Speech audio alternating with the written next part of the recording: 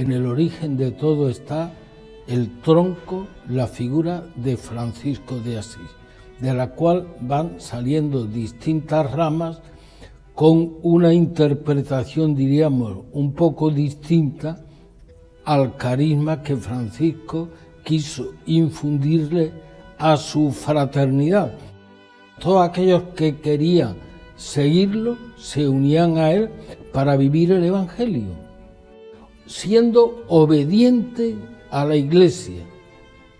La regla y vida de los frailes menores, dice él, vivir el Santo Evangelio en pobreza, obediencia y castidad.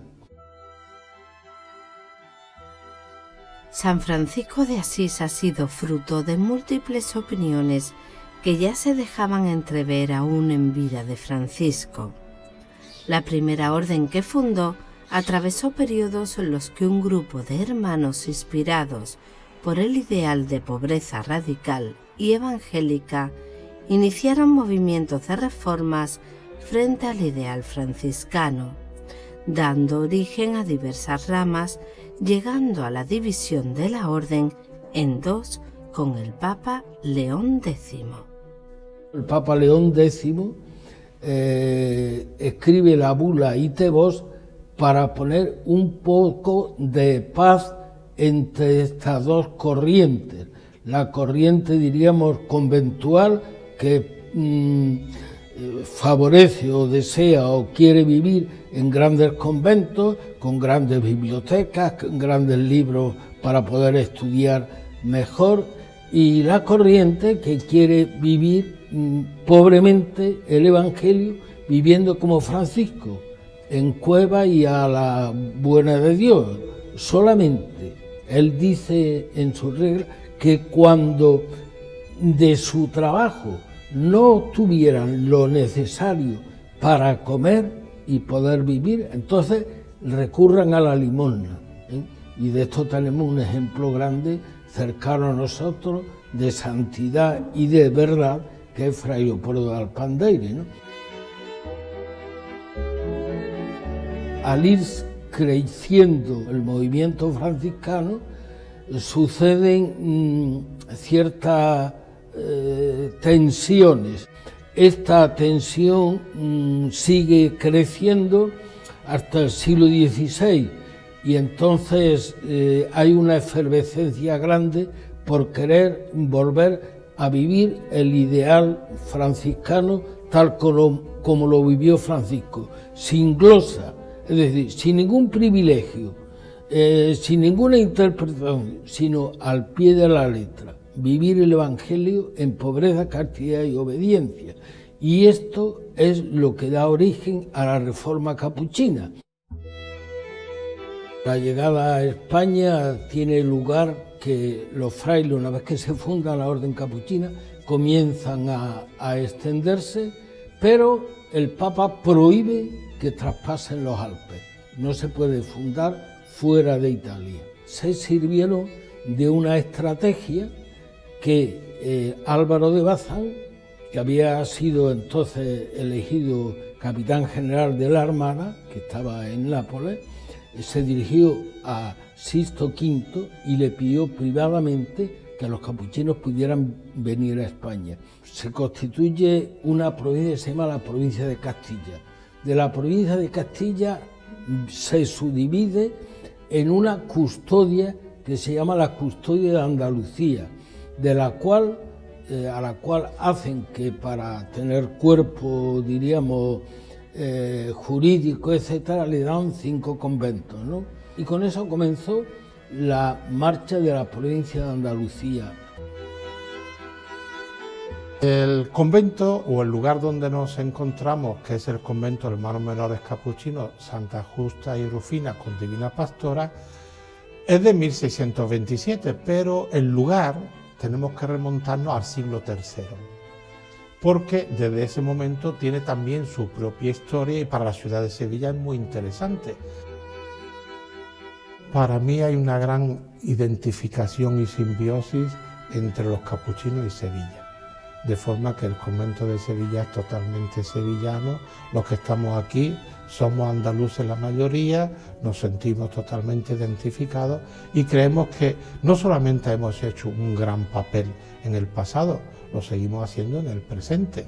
Cuando nosotros aparecemos en Sevilla queriendo quedarnos aquí en Sevilla, fueron a hablar con el arzobispo y entonces nos dieron esta capilla con la condición de que siempre fuesen las titulares Santa Justa y Santa Rufina. Entonces ahí comienza la historia. Para el 1630 ya tienen hecho todo el diseño de la iglesia del convento y en 1666 no sabemos cómo estaría la iglesia, pero no estaría muy bien cuando el padre Francisco de Jerez se le ocurrió llamar a un tal Bartolomé Esteban Murillo, que no sé si lo conocéis en Sevilla, y que ya era algo conocido por pintor.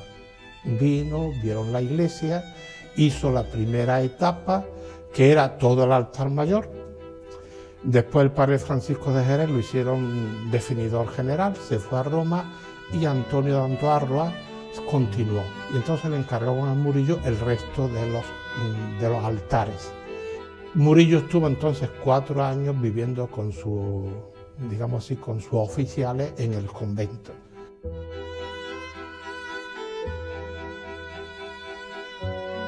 Hacia el año 1900 los hermanos capuchinos se hacen cargo del culto de la capilla San José de Sevilla, cuyo origen se remonta a la Edad Media. En un principio se instala el gremio de los carpinteros y se crea una hermandad para atender todas sus necesidades físicas y espirituales, hasta que pierden su poder económico y cierran la capilla durante 20 años, hasta que vuelve a abrirse con la llegada de los hermanos. El cardenal Spínola, ahí por el año 900, nos pidió a los capuchinos que nos hiciésemos cargo de la capilla. Pero claro, parece que los carpinteros no estaban muy de acuerdo, por lo cual el provincial dijo que se viniera. Entonces la cosa quedó así y en el 1916 los mismos carpinteros pidieron que nos hiciésemos cargo de la capilla, en la parte de culto. La propiedad siempre ha sido de ellos. Entonces ahí empezaron los hermanos a meter hermandades, la hermandad de las Traes María, la hermandad de San José. Bueno, ya estaba la hermandad de San José, pusieron el Cristo de Medina Celi, pusieron la Divina Pastora, el San Francisco, y todas todas las vocaciones que son propias, pero cada vocación tenía su propia, digamos así, su propia hermandad, que también hacía obras sociales y además mantenía el culto o la devoción a esa vocación. Y ahí estamos nosotros, seguimos nosotros desde el 1916, el año pasado cumplimos un siglo y si Dios quiere pues seguiremos adelante. Sin duda, estos hermanos capuchinos intentan atender todos los frentes que van surgiendo, respondiendo a las necesidades que se les plantean en su día a día con su labor pastoral y social, sin olvidar la simplicidad, el espíritu misionero, la cercanía al pueblo y sobre todo la vivencia de la vida fraterna, signos visibles de su estilo de vida.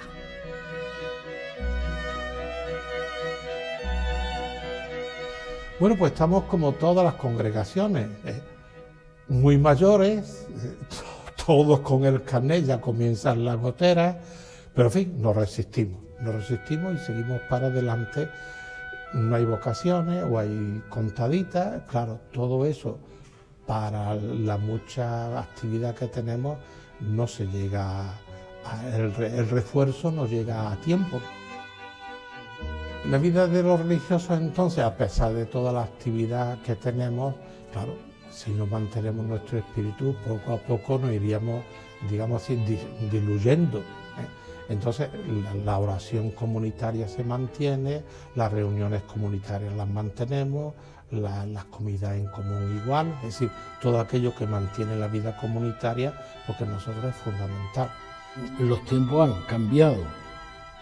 Evidentemente, cuando se terminaba de comer, había un recreo, yo me acuerdo cuando fui estudiante y demás, no había televisión, y entonces pues el recreo lo dedicamos a hablar por grupo, a charlar, en fin, a comentar las cosas.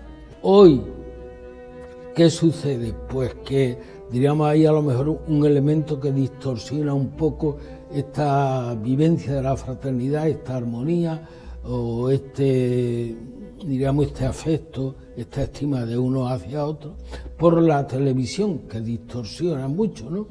Pues puede ser considerado como un elemento positivo, puesto que lo mismo que nos une para ver un partido, nos puede unir para ver otra cosa y tener comentarios, etcétera. San Francisco no quería, por eso él no quiso ser benedictino, sino él quiso ser fraternidad, donde todos fuesen iguales, donde todos viviesen el mismo espíritu y en la medida de lo posible pues mantenemos también nuestra austeridad. Claro, vivir en una sociedad del bienestar con una pobreza de San Francisco es muy difícil. ¿Por qué? Porque se te imponen ciertas cosas. Ahora, uno puede vivir muy austeramente en medio de una gran, digamos así, de una gran riqueza, no riqueza, sino bien, de un bienestar. Entonces, de eso es lo que tratamos, ¿no?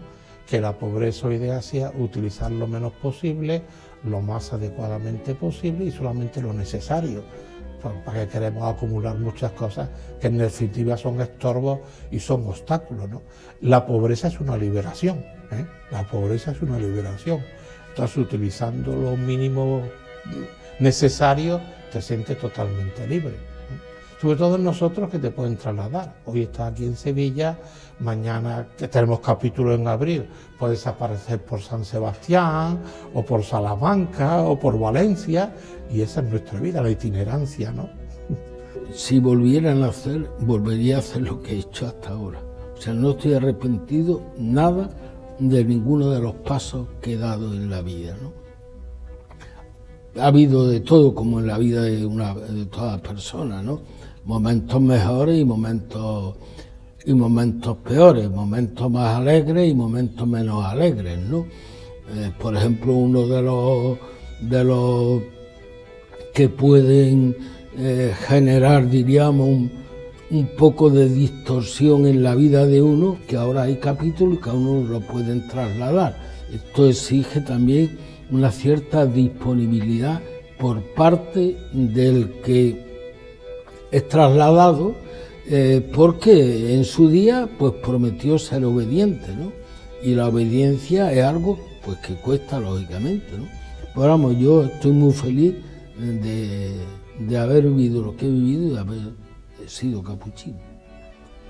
La historia se sigue escribiendo para la orden capuchina, que a la luz del Evangelio y de los signos de los tiempos sigue viviendo el espíritu de Francisco de Asís con toda su riqueza.